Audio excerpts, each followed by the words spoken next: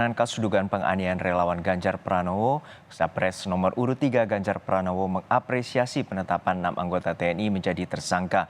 Ganjar juga memastikan pendampingan hukum dari tim Ganjar Mahfud terus berjalan. Di tengah kampanye di Jepara, Jawa Tengah, Capres Ganjar Pranowo berharap insiden ini menjadi pelajaran agar tak ada lagi pihak yang sewenang-wenang. Ganjar menyebut ada satu relawannya yang saat ini masih dirawat karena mengalami luka di bagian mata. Terima kasih dan saya mengapresiasi pihak TNI yang demikian cepatnya merespon persoalan ini dan dengan penetapan tersangka ini saya kira menjadi pelajaran buat kita semuanya. Kita akan saling kontrol. TNI tidak boleh semena-mena, maksud saya oknum-oknumnya tidak boleh semena-mena, dan kita yang dari relawan, pengusung, pendukung juga mesti taat hukum sehingga sama-sama saling menghormati. Cukuplah pelajaran hari ini agar kita bisa saling menghormati. Kapendam 4 Diponegoro Kolonel Infantri Richard Harrison dalam rilis resmi menyebut berdasarkan alat bukti dan keterangan terperiksa, penyidik Denpom 4 Surakarta telah mengerucutkan ke-6 pelaku. Sementara Panglima TNI Jenderal Agus Subianto memastikan pihaknya serius menangani kasus dugaan penganiayaan relawan Ganjar Mahfud. Tindakan tegas akan diambil jika anggota TNI terbukti bersalah.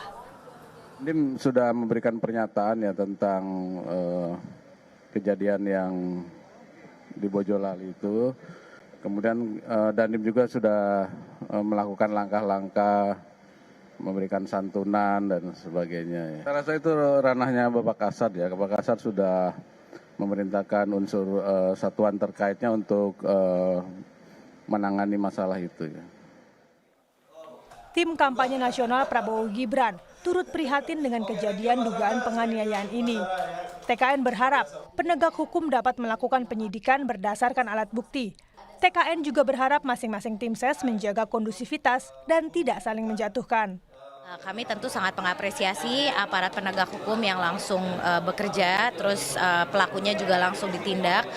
Dan dari sini juga sebenarnya kan kita lihat bagaimana TNI secara cepat merespon kasus yang saya rasa ini juga sebenarnya per individu ya. Jadi ini tidak merepresentasikan TNI seperti apa.